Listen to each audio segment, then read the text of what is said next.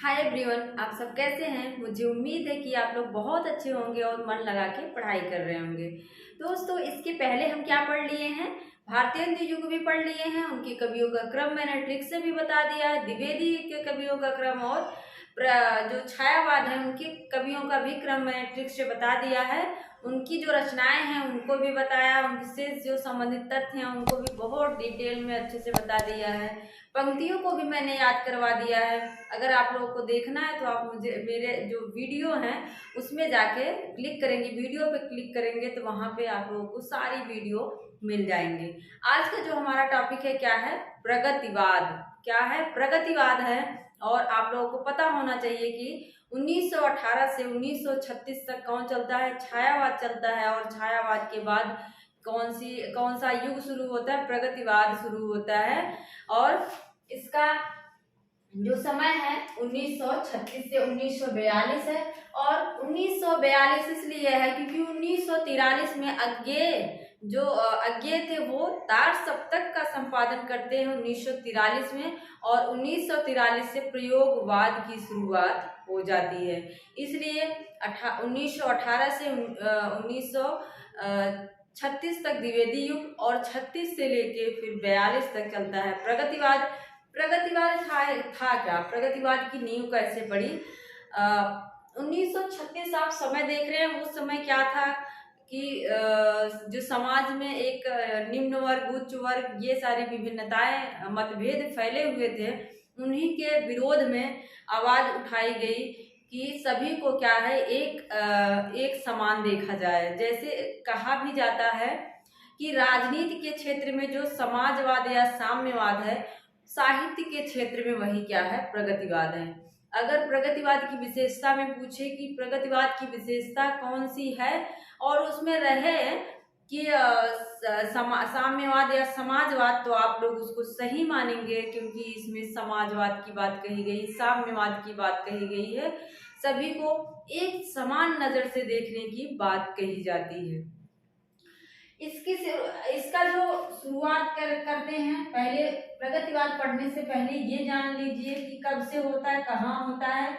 1934 में क्या था, रूस में। कहाँ, रूस में गोरकी के नेतृत्व में 1934 में गोरकी के नेतृत्व में क्या होता है, सोवियत लेखक संघ की स्थापना होती है। क्या होता है, सोवियत लेखक संघ की स्थापना। इसको याद रखना क्योंकि यह क्या था, विश्व का पहला लेखक संघ था। क्या था, विश्व का पहला लेखक संगठन था। विश्व का पहला लेखक संगठन था। इसलिए इसको आप लोग याद कर लो कि यह अगर पूछे एग्जाम में कि विश्व का पहला लेखक संगठन कौन था, तो कौन था, सोवियत लेखक संघ जो था। 1934 में कहाँ हुआ था, रूस में हुआ था। 1935 में देखिए एक होता है, 1935 में पेरिस में होता है। 1935 में पेरिस में होता है। फास्टर महोदय थे, फास्टर थे। इन्होंने क्या किया, प्रगतिशील लेखक संघ की स्थापना की। इन्होंने क्या किया, 1935 में क्या करते हैं, एक भारतीय प्रगतिशील लेखक की स्थापना करते हैं। भारतीय प्रगतिशील लेखक संघ की स्थापना करते हैं। अगर आपसे पूछे कि भारतीय लेखक संघ की, प्रगतिशील लेखक संघ की स्थापना कब हुई, तो हम कहेंगे 1935 में। और इसके बाद इंग्लैंड में भी होता है। इंग्लैंड में क्या होता है, इंग्लैंड में भारतीय प्रगतिशील लेखक की स्थापना होती, ये जो है पेरिस में होता है 1935 में। तो उसको क्या कहते हैं, प्रगतिशील। भारतीय वाला जो होता है वो कहाँ होता है, इंग्लैंड में होता है। भारतीय प्रगतिशील लेखक संघ की स्थापना कहाँ होती है, ये होती है इंग्लैंड में। और इसमें कुछ भारतीय थे जिन्होंने मिलकर क्या किया, भारतीय लेखक संघ की स्थापना करते हैं। उसमें अगर देखें तो कौन कौन से नाम आएंगे, भारतीय लेखक संघ की जो भारतीय लेखक संघ के अगर नाम देखें तो कौन कौन थे, उसमें आप लोग याद कर लेना। कभी कभी पूछा जाता है एग्जाम में कि भारतीय लेखक संघ में कौन कौन से नाम थे। मुल्क राज आनंद एक है, एक नाम आता है मुल्क राज, मुल्क राज आनंद है, मुल्क राज आनंद है। एक है सज्जाद जहीर, इन दोनों का नाम बहुत पूछा जाता है, सज्जाद जहीर। एक थे, एक कौन थे? ज्योति घोष थे, ज्योति घोष थे। और भी थे, लेकिन ये 2-3 नाम महत्वपूर्ण है, इन लोगों को पूछ लिया जाता है। सबसे ज्यादा पूछने वाला क्वेश्चन कौन सा है?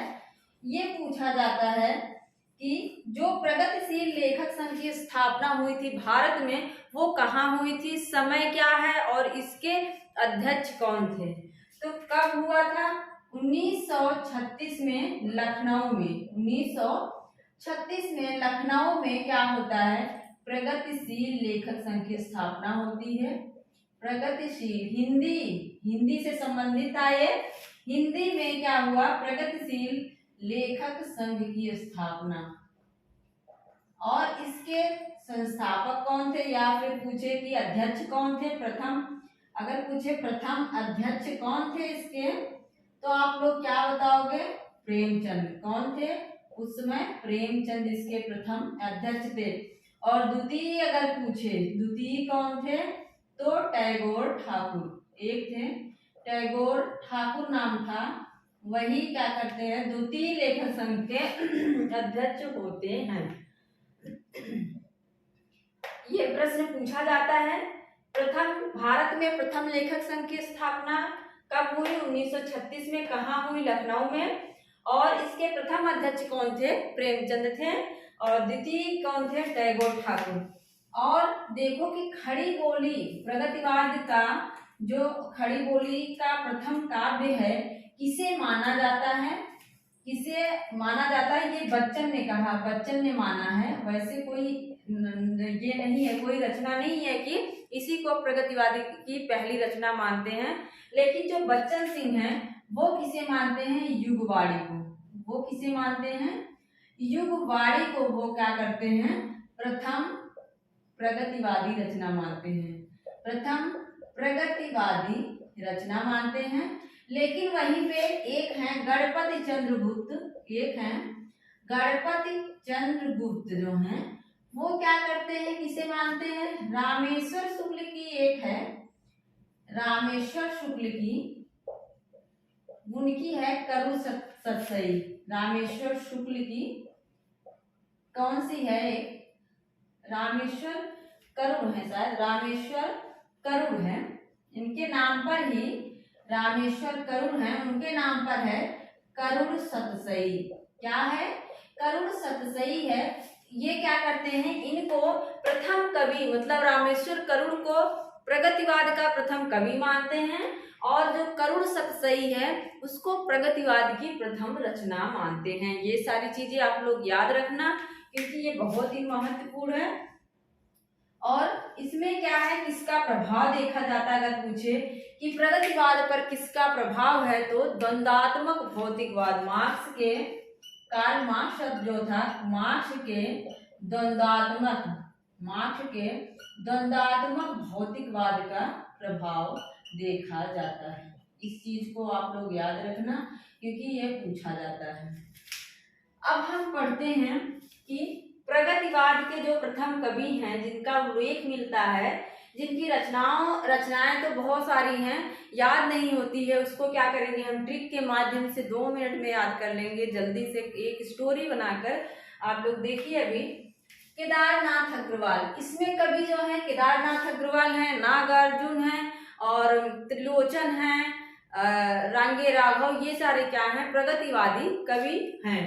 इसमें केदारनाथ अग्रवाल को बच्चन सिंह ने क्या कहा कि अगर कोई व्यंग लिखता था तो या तो निराला थे, या फिर प्रगतिवाद में कौन था? नागार्जुन या अग्रवाल थे, केदारनाथ अग्रवाल थे। मतलब व्यंग लिखने का कार्य जो है निराला ने किया, या नागार्जुन या केदार ने किया। देखते हैं इनका जन्म कहाँ होता है। कमाशिन बादा में 1911 ईस्वी में, 1911 ईस्वी में कमासिन बादल में होता है। एक बार एक क्वेश्चन पूछा गया था कि निम्न में से किन किन कवियों का जन्म 1911 ईस्वी में हुआ था। उसमें अग्रवाल भी थे, नागार्जुन भी थे, अज्ञेय भी थे। तो आप लोग याद रखना, नागार्जुन, अज्ञेय और केदारनाथ अग्रवाल, इन सब का जन्म क्या है, 11 में हुआ था, 1911 में। मैंने इसको याद कर लिया था कि अग्रवाल में भी गा आ रहा है, नागार्जुन में भी गा आ रहा है, और अज्ञेय कह रहे हैं तब भी लगभग गा की तरह ही ज्ञा बोला जा रहा है, और 11 में भी गा आ रहा है। तो मैंने याद रख लिया था कि तीनों का जो है समय क्या है, 1911 है। अब देखते हैं इनकी जो माता थी उनका क्या नाम था, घिसट्टो था। पिता का नाम हनुमान प्रसाद था। और मोस्ट इम्पोर्टेंट क्या है, इनका नाम, उपनाम क्या था, बालेंदु। उपनाम क्या था, बालेंदु था। और ये उस समय बालेंदु नाम से ब्रज भाषा में कवित्त सवैया लिखा करते थे। और इनकी एक अनुदित ग्रंथ है जो किस नाम से है, देश विदेश की कविताएं। इसमें क्या है, ये क्या है कि देश विदेश के जो कवि थे उनकी कविताओं का अनुवाद इन्होंने किया है देश विदेश की कविताओं के नाम से। फिर देखते हैं इनकी रचनाएं कौन सी हैं। इनकी रचनाएं हैं युग की गंगा, नींद के बादल, लोक और आलोक, फूल नहीं रंग बोलते हैं, आग का आईना, गुल मेहंदी, पंखा और पतवार, और भी हैं इधर। लेकिन इसको अब ट्रिक के माध्यम से कैसे याद करेंगे अभी देखना। यहाँ भी पढ़ लेते हैं। बम्बई का रक्त स्नान, हे मेरी तुम, मार प्यार के थापे, कहे केदार खरी खरी, अपूर्वा, जमुन जल तुम, बोल बोल अबोल। फिर क्या है, जो शिलाएं तोड़ते हैं, आत्मगंध, खुली आंखें खुली डैने, पुष्प दीप, बसंत में प्रसन्न हुई पृथ्वी। अब देखते हैं युग की गंगा, इनका ये क्या है, प्रथम काव्य संग्रह है। प्रथम काव्य संग्रह। अगर पूछे कि अग्रवाल का प्रथम काव्य संग्रह कौन है तो आप लोग किसको बताओगे, युग की गंगा। गंगा से क्या बने, बादल बने ना। युग की गंगा, नींद के बादल, ये गंगा से क्या बने, बादल बने। और फिर वही बादल लोक और आलोक में फैल गए, लोक और आलोक में फैल गए। फिर क्या हुआ, जब बारिश हुई तो क्या हुआ, फूल नहीं रंग बोलते, फिर फूल खिल गए। फूल कैसे हैं, आग की तरह हैं। और फिर वो गुल मेहंदी बन जाते हैं। फिर क्या होता है, जब पानी फैल जाता है तो पंख और पतवार लेके सब कहाँ जा रहे हैं, बम्बई का रक्त स्नान देख करने जा रहे हैं। बम्बई का रक्त स्नान, वहां कौन कोई मिलता है उसको कहते हैं हे मेरी तुम मेरी हो, हे मेरी तुम मेरी हो। फिर क्या होता है, उनको थप्पड़ मिलता है, मार प्यार के थापे। मार प्यार के थापे को क्या कर लेते हैं, उनको थप्पड़ मिलता है, वो कहते हैं हे मेरी तुम। तो फिर क्या होता है, उनको थप्पड़ मिलता है। फिर कहे केदार खरी खरी, फिर क्या होता है, उनको खरी खोटी भी सुनाई जाती है। थप्पड़ मिलता है, खरी खोटी सुनते हैं। फिर क्या होगा, अपूर्वा, वो अपूर्व हो जाते हैं। फिर वहां से क्या होता है, अपूर्वा हो जाते हैं। फिर कहते हैं कि तुमको जला देंगे, मतलब खरी खोटी सुनाए, कहे कि अब तुम अपूर्व हो जाओ, और नहीं तो तुमको क्या करेंगे, जमुन जल तुमको इसी जल में क्या करेंगे, मुंडी दबा देंगे, जला देंगे। फिर क्या होगा, बोल बोल बोल, कहते हैं बोलो बोलो, नहीं तो फिर क्या करेंगे, तुमको जैसे शिलाएं तोड़ते हैं, जैसे जो शिलाएं तोड़ते हैं, जैसे शिलाओं को तोड़ते हैं वैसे तुम्हें भी क्या करेंगे, तोड़ देंगे।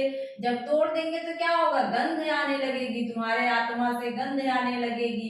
फिर क्या होगा, खुली आंखें खुली डैने, खुले डैने, तुम्हारी आंखें क्या है, खुली की खुली रह जाएंगी। फिर क्या होगा, तुम पे पुष्पदीप चढ़ा दिया जाएगा और पृथ्वी में दफना दिया जाएगा, पृथ्वी प्रसन्न हो जाएगी।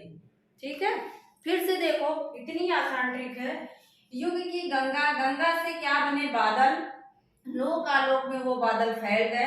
फिर बारिश हुई, फूल खिले, फूल नहीं रंग बोलते, फिर वो आग का आईना बन जाते हैं और फिर गुल मेहंदी की तरह चमकने लगते हैं।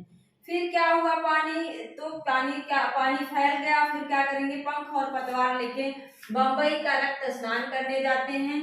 वहां कोई मिलता है, उसको कहते हैं हे मेरी तुम। फिर उनको मार प्यार के थापे, मतलब प्यार के थप्पड़ मिल जाते हैं, और कहे केदार खरी खरी, फिर उनको खरी खोटी सुनाई जाती है।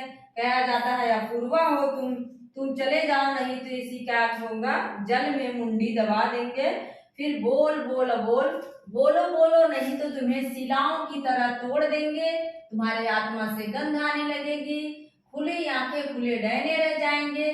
पुष्प और दीप तुम्हें चढ़ा दिया जाएगा और पृथ्वी में दफना दिया जाएगा। पृथ्वी हो जाएगी प्रसन्न। मुझे लगता है आप लोगों को याद हो गया होगा। और इनकी रचनाओं को भी मैं, इनकी जो कविताएं हैं, प्रगतिवाद के जितने भी कवि हैं उनकी कविताओं को भी मैं क्या करूँगी, आप लोगों को अलग से एक वीडियो बनाकर उसको आप लोगों को दूंगी ताकि आप लोग याद कर लो। और क्या खूबी है, ट्रिक के माध्यम से भी पंक्तियों को मैं याद करवाऊंगी। एक चीज याद रखना आप लोग, अपूर्वा पे इन्हें 86 में क्या मिलता है, साहित्य अकादमी पुरस्कार। साहित्य अकादमी पुरस्कार मिलता है। 84 में इन्होंने लिखा, लेकिन उसको जो मिलता है पुरस्कार साहित्य अकादमी कब मिलता है, 86 में मिलता है। इस चीज को आप लोग याद रखना। और बालेंदु उपनाम से क्या करते थे, कविताएं लिखा करते थे। मुझे लगता है वीडियो बहुत लंबा हो रहा है और लंबा वीडियो आप लोग देखते देखते बोर हो जाते हो, तो इसके आगे के जो कवि हैं उसको हम अगले वाले वीडियो में देंगे। अब मिलते हैं नेक्स्ट वीडियो में। धन्यवाद।